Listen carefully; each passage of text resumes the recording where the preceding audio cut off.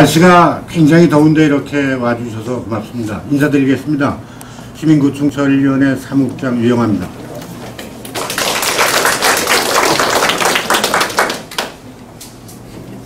오늘 토론회에 참석해 주신 참석 인사들을 잠깐 소개해 올리겠습니다. 시민구청 처리위원회 위원장이신 박승동 위원장님. 안녕하십니까.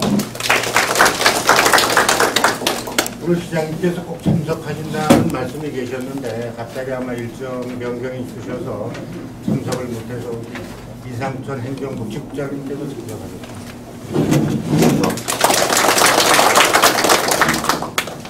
시간을 줄이기 위해서 김지상 위원님, 그 다음에 남 위원님하고 이 위원님 같이 인사하시죠. 네 분은 우리 시민구청 처리위원회 위원님입니다. 안녕하세요. 오늘 특별히 청전동에서 통장님, 주민자치위원님들이 많이 오시고 또 담당 공무원들이 많이 오셨습니다. 청전동 주민자치협의회 위원장이시면서 제천시 또 주민자치협의회를 이끌고 계신 제천시협의회장 최우석 회장님 오셨습니다. 안녕하세요. 그런데 청전동이 아니 제천시를 싹 쓰는 것 같습니다. 이장협의 회장님도 또 제천시 유통장협의회장님이시죠. 예, 함께 오셨습니다. 고맙습니다. 반갑습니다. 그리고 뭐 청전동 총장님 아시는 분들 뭐 많이 오셨는데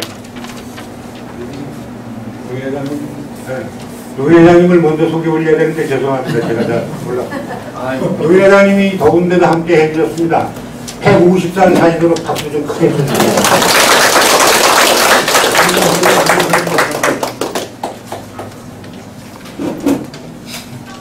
그다음에 저희들 위원회를 많이 도와주시는 자치행정과에서 시정팀장님 또 담당들이 많이 오셨습니다. 네, 박수 그냥 한번 쳐주시기 바랍니다.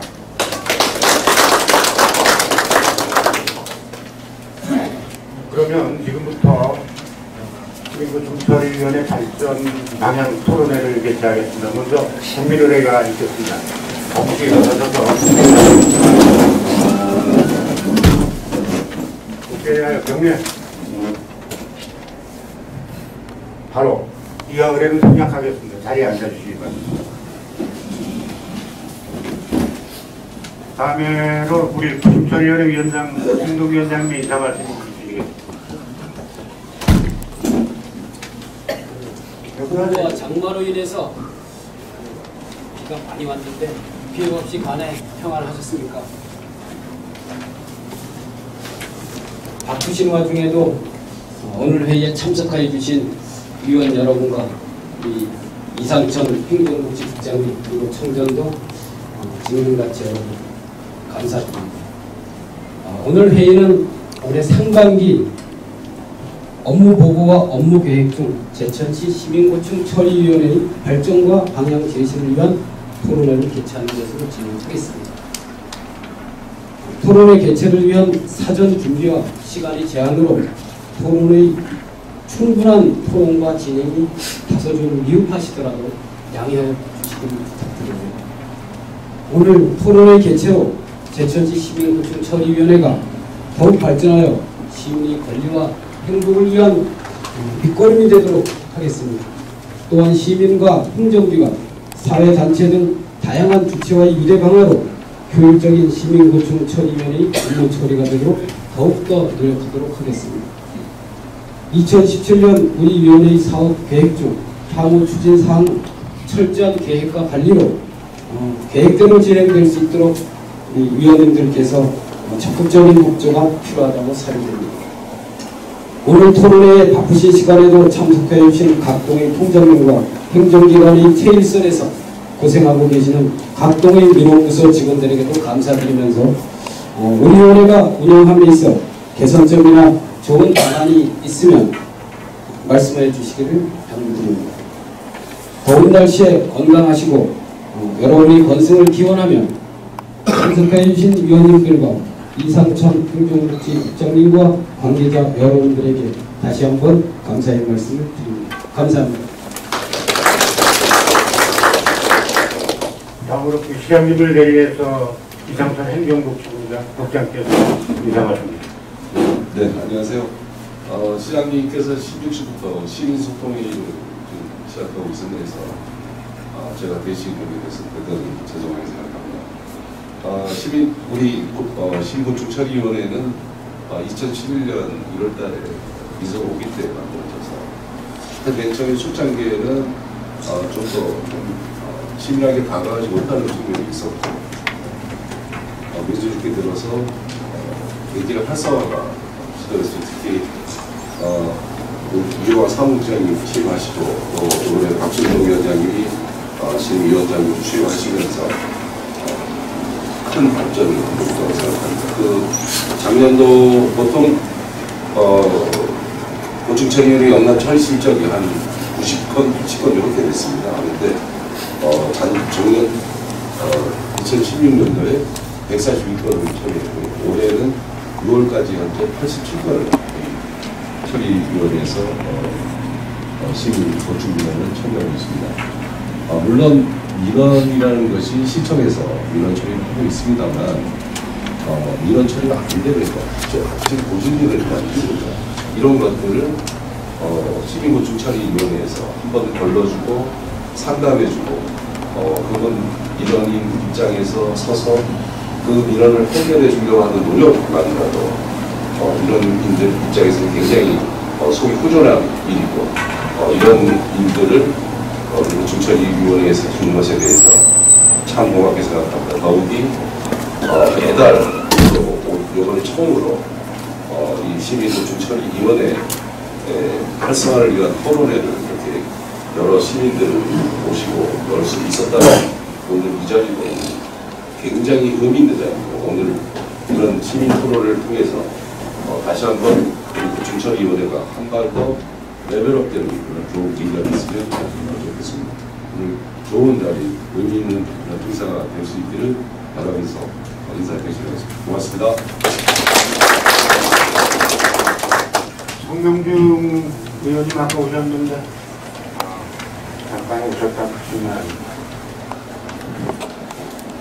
이상으로 회의도 마치고 토론회로 들어가겠습니다. 토론회는 중국매일신문의 유한 국장께서 사장을 맡으셔서 수경자 의원님이 발표하시고 지역의 전문가들로 구성된 분들이 토론하실 겁니다. 아마 우리 고충처리위원회 잘못된 점, 또 시청에서 시정해야 될 점, 국민의 입장에서 아마 좋은 토론이 나오리라고 생각합니다. 플로아에서도 좋은 의견 많이 주시면 감사하겠습니다. 그러면은 이관 국장님께서 2부 토론회 순서 진행해 주시고, 네, 사장님하고 또 나오시죠. 제가 사장님은 소개를 하고 들어가겠습니다. 아니야, 무슨 소리야.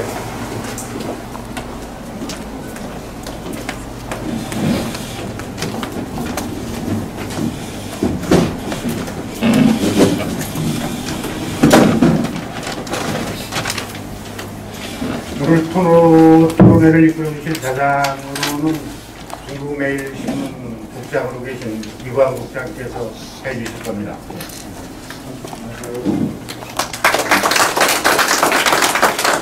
토론자 좀 소개해 주시고 소개해 주세요. 제가 앉아서 진행하겠습니다.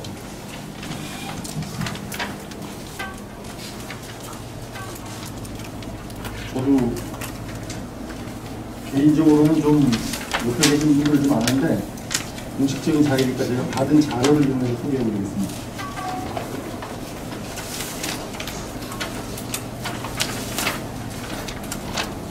오늘 그 토론회를 처음에 이제 그 사회를 제안을 받고서 제가 느꼈던 점은 뭐냐면 여기 뒤에 플래카드에 쓰여 있는 것처럼 발전 방향에 대한 토론회까지 가면 더욱 좋겠지만 사실상 그 시민고충처리위원회가 무슨 역할을 하는지 이게 이제 국민고충처리위원회에서 이제 출발을 했는데 전국적으로도 자치단체에서 많이 채택하고 있지는 않습니다.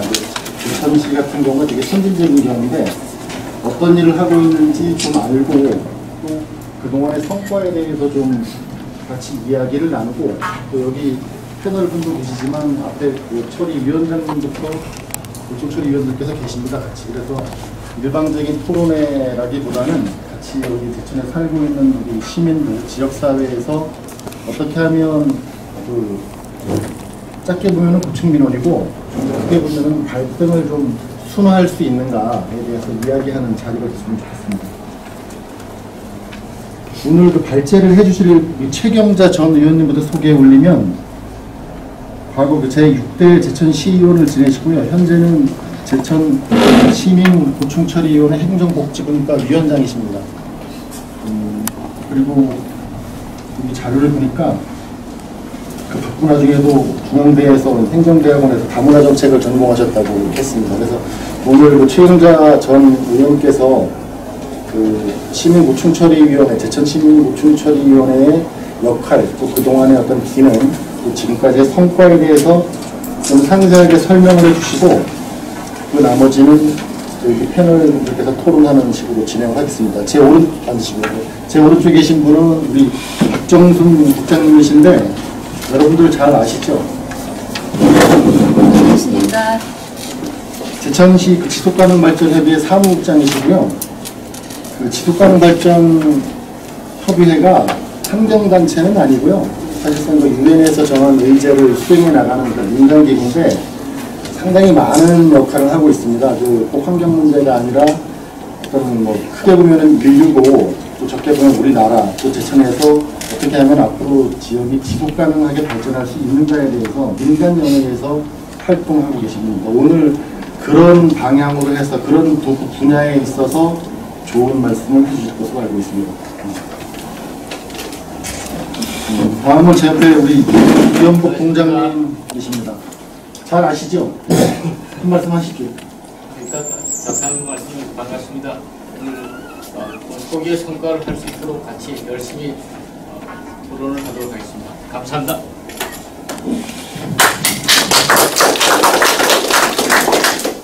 그리고 장월순 여성단체협의회 회장님이신데 소비자 클럽 활동을 오래 하시고 또 그 여성 문제, 그 지역 어떤 소비자 문제에 대해서 연구를 많이 하고 계십니다. 인사하시죠. 안녕하세요. 반갑습니다. 우리 이상학 회장님도 잘 아실 텐데 전직 그 대천시청 과장님이시고요.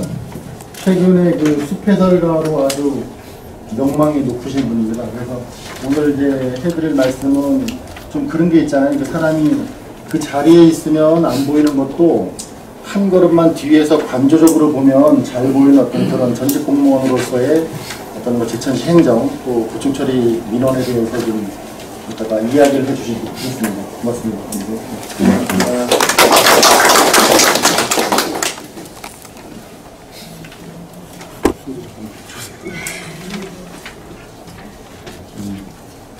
그러면 지금 이제 순서가 아까 최경자 위원께서 준비하신 그 발제 자료를 보고서 좀 듣고서 일단 좀 상세하게 듣고 나서 제천시민고충처리위원회가 어떤 역할을 하는지 좀 알고 나서 우리가 그 여기 패널 분의 지정 토론을 하고 플로어에 계신 분들의 이야기를 듣는 순서로 하겠습니다. 진행하시죠.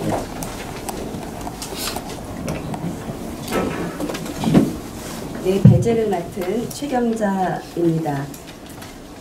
원래 발제는 굉장히 간략하게 해야 되는 게 맞는데요.